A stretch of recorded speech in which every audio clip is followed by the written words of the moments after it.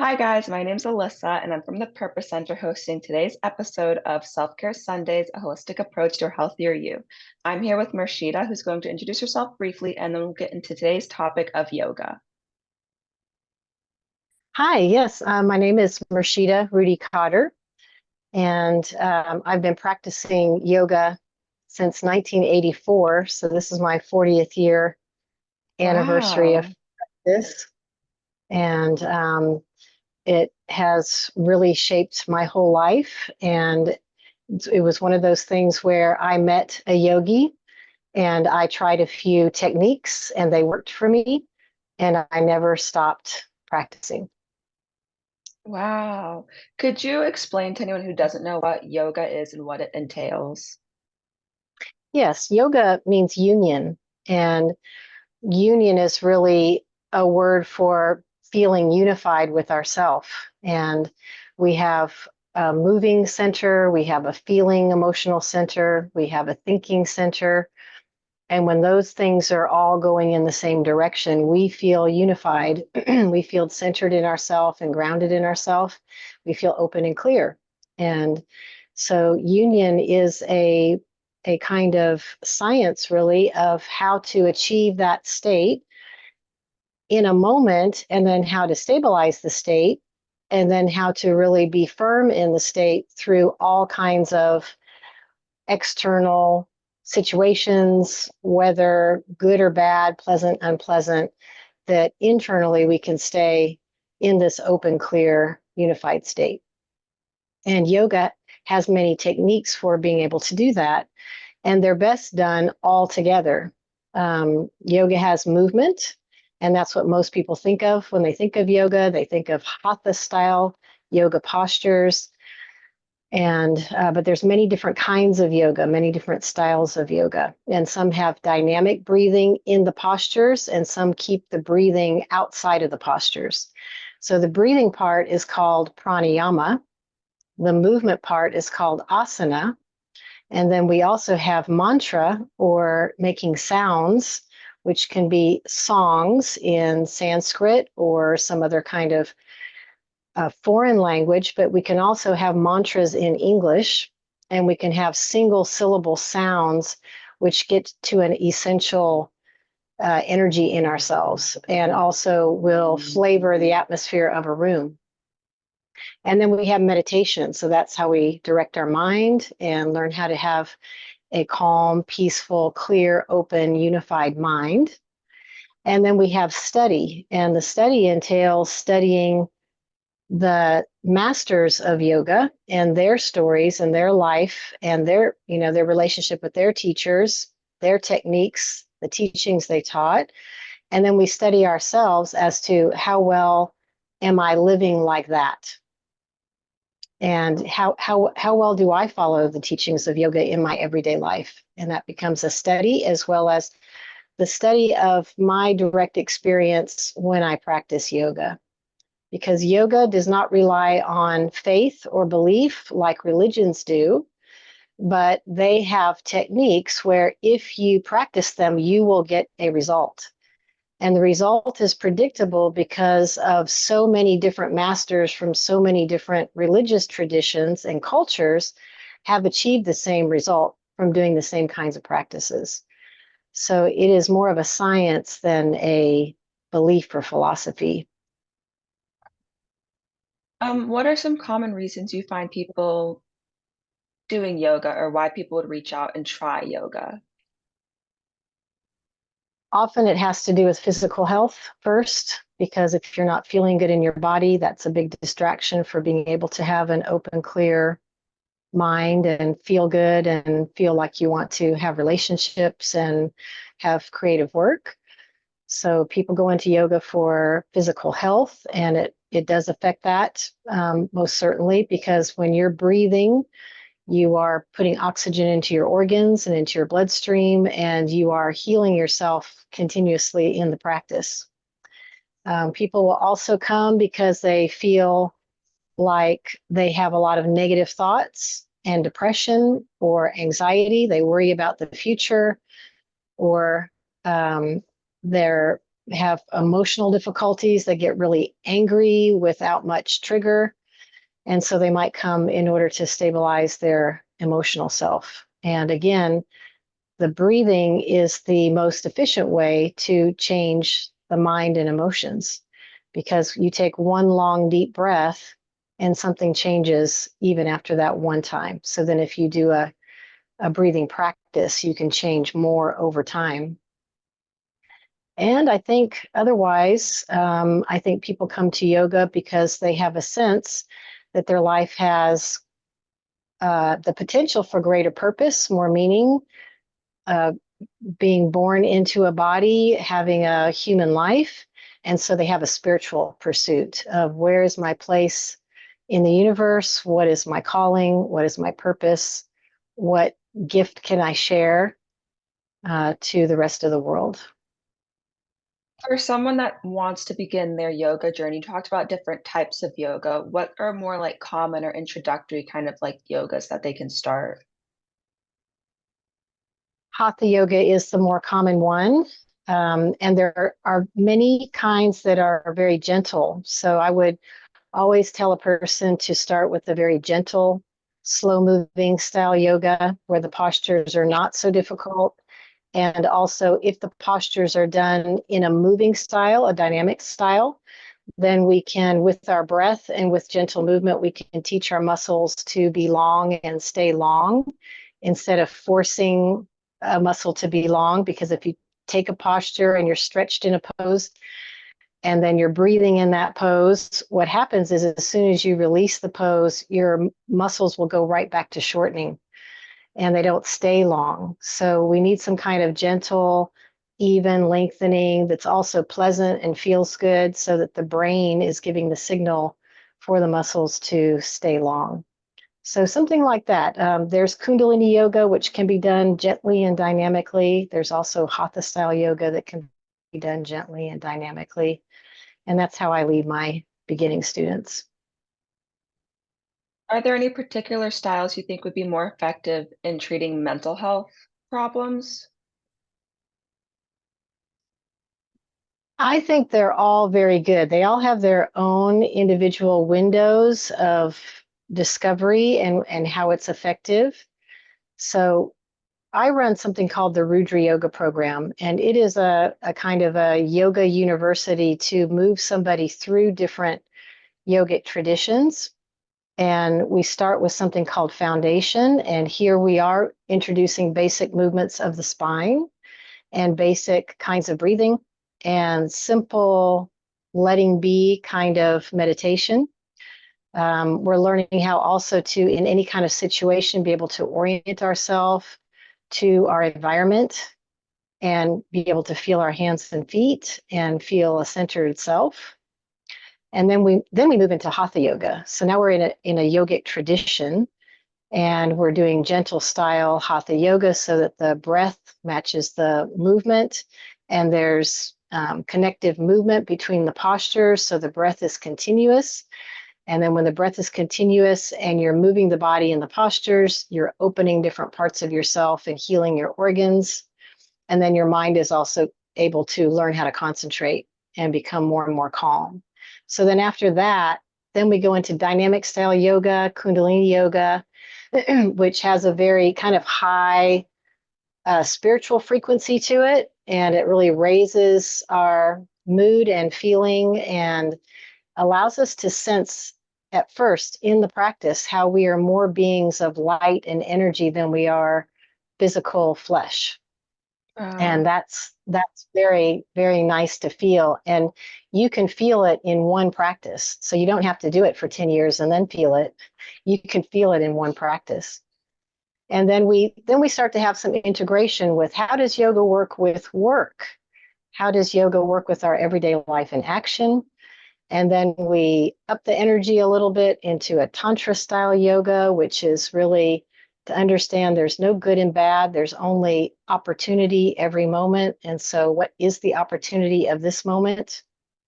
And that works through all of our parts too, the physical part, the subtle part, the feeling part, the mental part.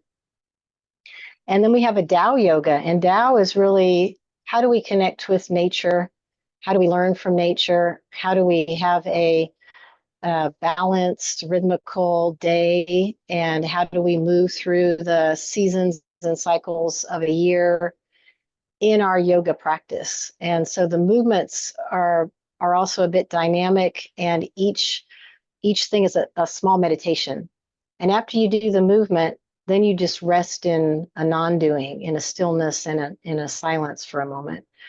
So that's a really beautiful yoga. And then there's yogas that create more internal heat to burn up essential root obstacles, which in yoga we would say you may have accumulated those from lifetimes. So we go deeper and deeper into the subtle body, the chakras, the channels, and the seed obstacles, and create more heat, more purifying heat in the yoga through Tibetan practice and through even the ancient Tibetan practice of Bun, B-O-N. And these yogas also have the yoga of dream and sleep, and the yoga of conscious dying. So we get to those more esoteric yogas, and then we really have the map of life at our fingertips and how to be in all of the situations from the moment we wake up and have our day to we prepare for sleep, how we practice during our sleep and dream state. And all of that prepares us to have a beautiful death. When this body needs to go, we can know and feel confident that our consciousness stays alert and relaxed and can move into the next transition. Wow. I didn't know that yoga incorporated so many different aspects behind it. I kind of just assumed it was you go and do poses and then you leave after it's finished. Mm-hmm. Yeah, well, that's the first part. Yeah. Could you tell us what like a typical day-to-day like looks like for you as a yoga instructor?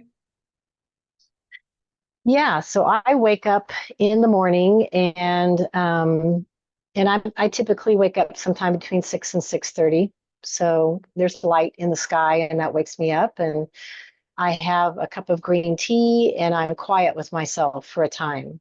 So I don't occupy my mind right away or get busy right away. I'm pretty much still and quiet drinking tea. And then I read some teaching. I study the teaching of a master for a bit, and then I do some meditation. And all of that is like a gradual coming up out of resting. You know, I sit up in bed, have the tea, and then when I'm meditating, I'm up. I'm upright. I do my meditation. And after that, I go and do hot and cold therapy. I have a hot tub and a cold plunge. So then I go do hot and cold back and forth 3 times in order to wake the cells up, get the organs going, get my uh, channels open through the hydrotherapy. And then after that, I have some breakfast. And after that, I teach my first class. So then we have class, and after class, then I'm usually looking at business, you know, like my livelihood. And I have a membership-based website, so I go to that and I see what do I need to do for that virtual studio. And then I also like to garden, so that balances being on screen with the virtual studio. And so I probably will go check on my plants and water the plants and weed the plants, or I take care of the compost, which is something I like to do almost more than take care of the plants, is get my hands in the dirt, which is really grounding and satisfying to watch a bunch of table scraps become this fine, beautiful Mhm. soil that is going to give life to plants. And then I take some kind of little break normally, and the break can mean, again, being quiet. I might watch a TV show, an episode. I might go take a walk. I might need to shop for something, and I'll go out and do that. And then at 5:30, I have my next class. So then I have evening class that I teach, and evening class goes right into our community's meditation for half an hour, and that goes right into our community gathering. We have a daily, we call it Dharma night, and we have a daily community gathering, and that's all online, or people are invited to come to the house. And then that's a chance for us all to ask questions and share experience and share whatever's on our mind, really. And then after that, it's kind of just whatever feels good for the very end of the day, as far as winding down and relaxing and enjoying my partner and that kind of thing. What do you find the most rewarding about the work you do?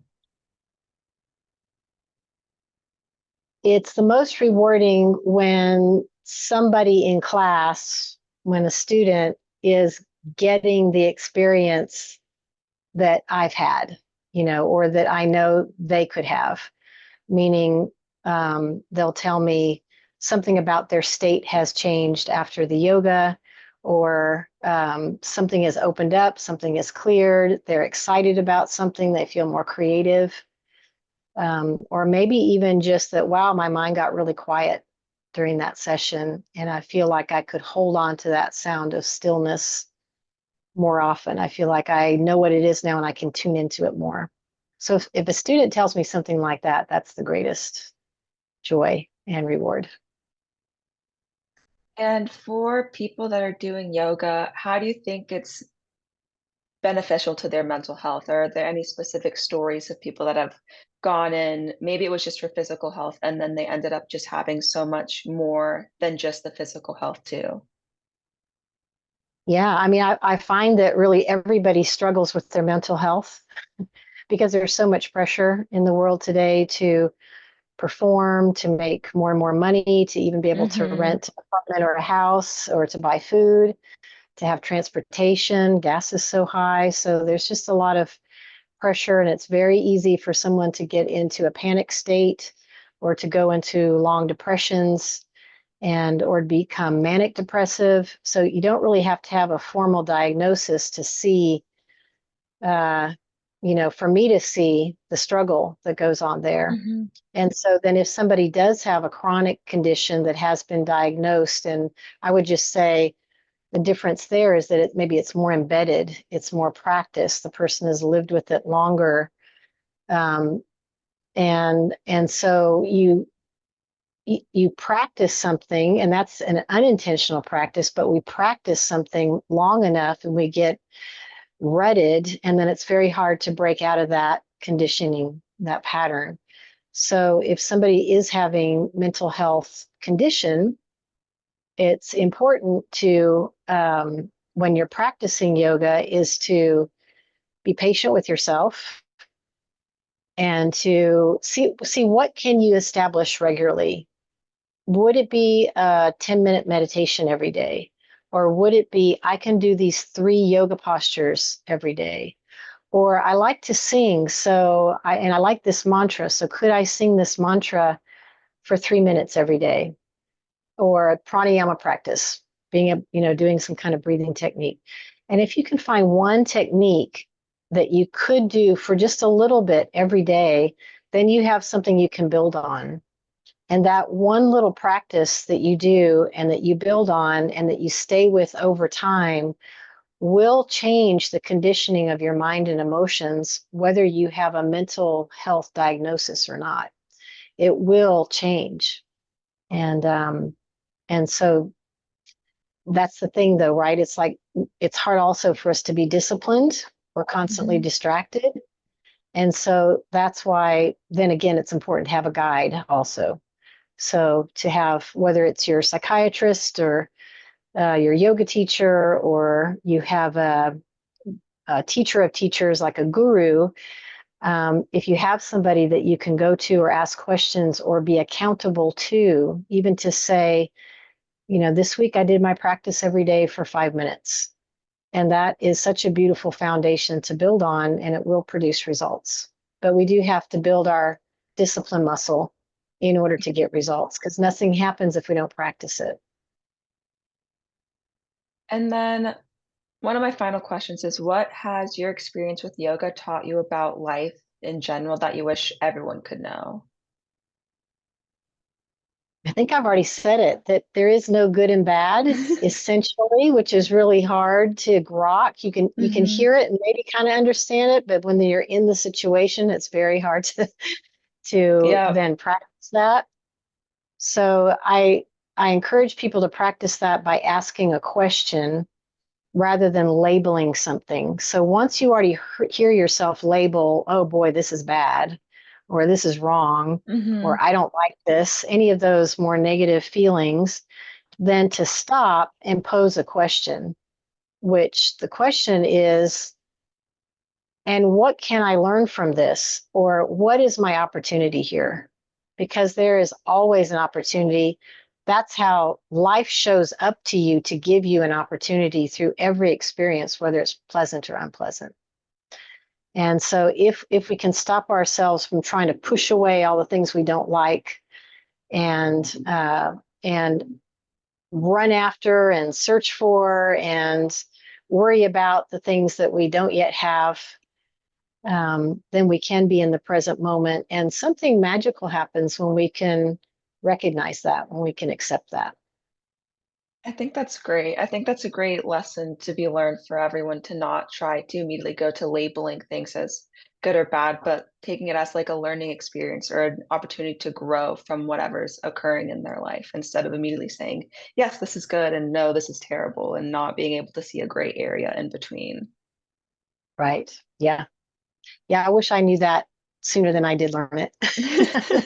Because I feel like the reason why I came into yoga when I had the opportunity to practice with a teacher and be in a school of yoga is that I internally suffered a lot with my negative emotions and my feeling like out there was so hard and attacking and difficult. And so I was really in that thing of the problem is out there. Out there is wrong. Out there is not working right. And what can I do about it? I'm just a little person. I can't do anything about that. So it felt hopeless and it felt very frustrating and negative.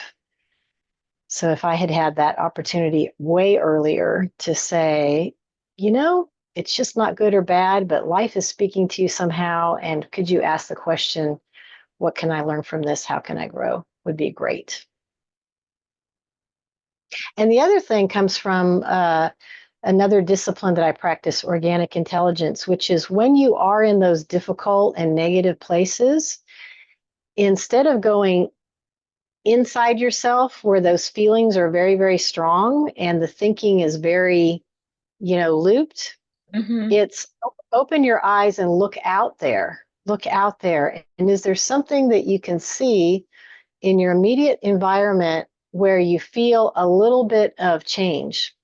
Like when you see a flower, do you calm down just a little bit, or do you brighten up just a little bit? Or if you see some green leaves and the tree leaves, branches moving in the wind, does that cause you to breathe a little deeper for a moment? So getting your attention out into the environment and finding what is supportive, what feels better, what you like, that's also a really, really great tool to then be able to discover, and what does this opportunity, what is this opportunity right before me? Those are both great, especially as someone who's in her early mid 20s. That's like my entire life right now is trying to look at the bigger picture and not recognizing as things as all good or all bad, but that everything's just kind of a mix at the moment and everything's just a learning opportunity. Yeah, that's right. And then my last question is, what's the best way for people to connect with you? I have a website. It's called movewithmurshida.com. And so that's how you connect. It is something that you can read through and study about various parts of what I'm talking about, the organic intelligence and how to use your environment to help center yourself. Feldenkrais is a movement discipline that I teach, which is very much about noticing how we move. And the right side's different from the left side, and up is different from down. And it gets very interesting and very subtle to feel the different changes. And it's an embodiment practice. It gets you in your body and it gives you awareness of your skeleton and proper movement so that you feel good in your body because your muscles are doing what they're supposed to do and not having habitual chronic pain patterns. And then the yoga. And then there's many different traditions of yoga that I teach, and they're all on the website as well. And if anybody is interested enough to want to try a class, you can purchase a single class, and you can always reach out to me by email also, Murshida@murshida.com. And I'm happy to give a free class and let somebody try it out a bit and see if they would like to join the regular practice. And so there is a membership available if you want to do regular practice, which makes it all very affordable and easy to do. Well, perfect. Thank you so much for joining us today and talking about yoga and sharing your wisdom on it. Yeah, I appreciate the opportunity. Thank you so much, Alyssa. Thank Thanks for you. reaching out.